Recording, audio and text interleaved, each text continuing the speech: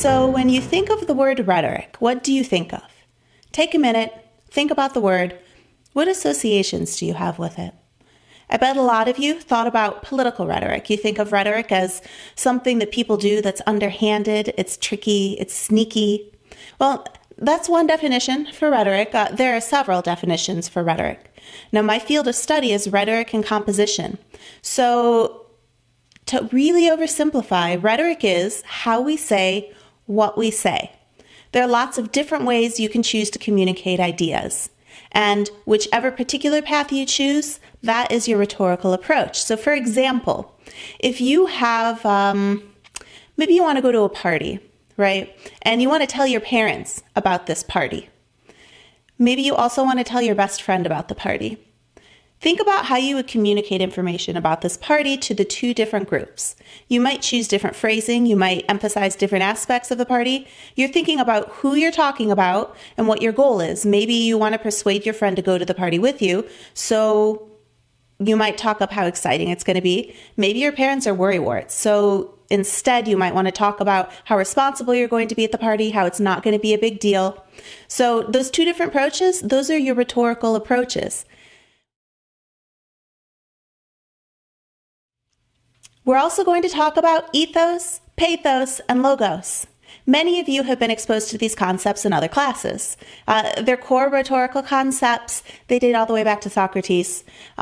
So when we make an argument or when we want to communicate a message, we will use these three approaches in concert in differing levels depending on what we want to accomplish. So when you take an approach that uses logos, you're trying to use logic to make your argument. So you might use a lot of evidence. You might use A leads to B leads to C kinds of arguments. But logos alone is not very persuasive. So you need to add a little something else to the mix. That's when we might think of pathos. Pathos is appealing to people's emotions. You might think about how you can get them excited or how you can get them angry or scared or spur them on into action. And you might use stories to inspire pathos, emotions in them.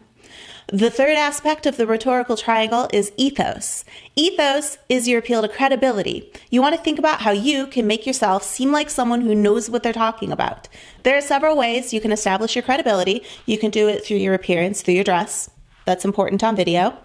You can also do it through use of evidence. You notice you also use evidence when you're arguing for logos. The same rhetorical move can do double duty, do two things at once.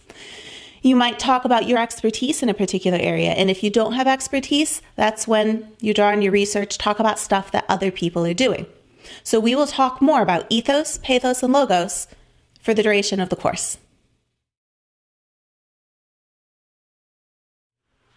So there are 4 keys to effective writing: audience, purpose, message, and style and tone.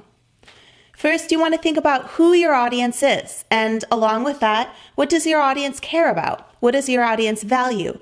What gets your audience excited or angry? Then you'll say, okay, so then what is my purpose? Why should they read what I write? What am I trying to accomplish here? The third question you ask yourself, what is my message? What is it I have to say to them? What do I want to communicate? What's my goal? And then the fourth question you ask yourself, you want to think about style and tone. Which rhetorical approach is going to be the best way to communicate my idea? So we're going to be talking about all 4 of these questions all throughout the course as you design your YouTube channels. These are the core questions that inform decisions about most aspects of your life. When you're getting ready for a job interview, you think about these questions. If you're trying to persuade your spouse to go to one vacation location over another, you think about these questions. If you're trying to argue for a raise, you think about these questions. So we'll talk about them more throughout the course.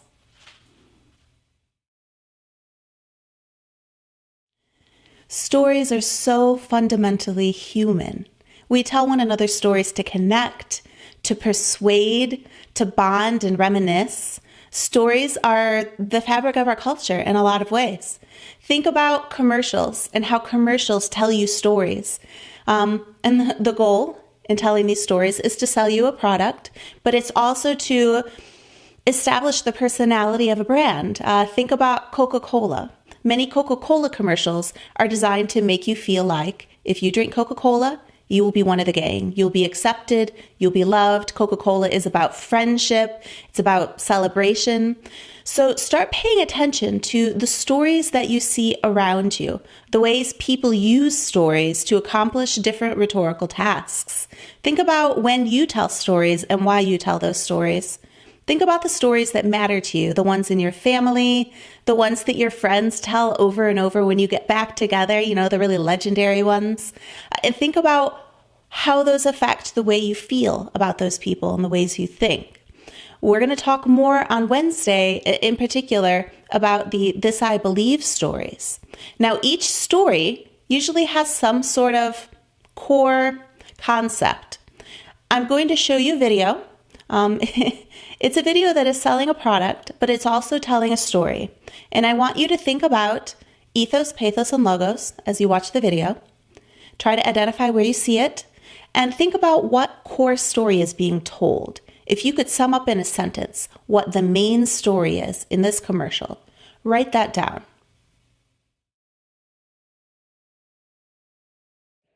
Now for homework, you're going to be writing your This I Believe essay. 1 to 2 pages, single-spaced. You're going to write your own version of the This I Believe essays that you read for homework on Wednesday night.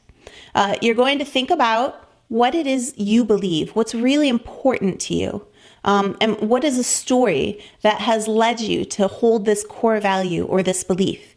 It can be something grand, it can be something relatively minor, but choose something that's really meaningful to you, and perhaps something that you think might be meaningful to someone else. So bring those typed out drafts to class on Wednesday, and we'll talk a little bit more. Oh my goodness. So much kitty. So the whole time I was trying to record this video, this animal was jumping around. I have blankets on the walls to muffle the sound.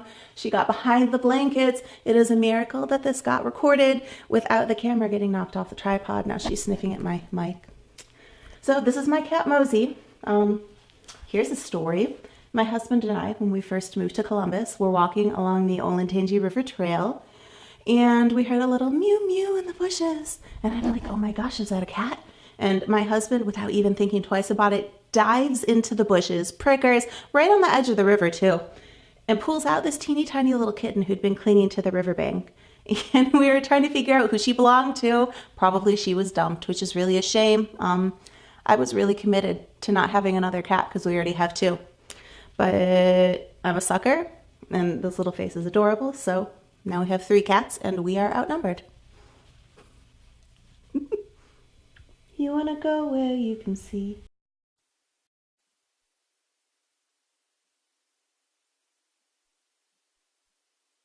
So what's really neat about this recording setup is I have a little remote control to control what's being recorded, so you can see my little face here. So I can see exactly what's going on the monitor. It's really nice. Okay. I need more headspace. Here we go. It just zoomed in on my face like really close. Is it supposed to do that? Try to zoom out. Okay. So what I wanted to tell you, you can see I'm no longer in my studio. I'm actually editing the footage, and I noticed a couple of really interesting things happening. As I noted, that studio is new. We're still working out the kinks. What we noticed is that the stripes on my glasses here actually created an interesting zebra-ing effect that caused a focus issue.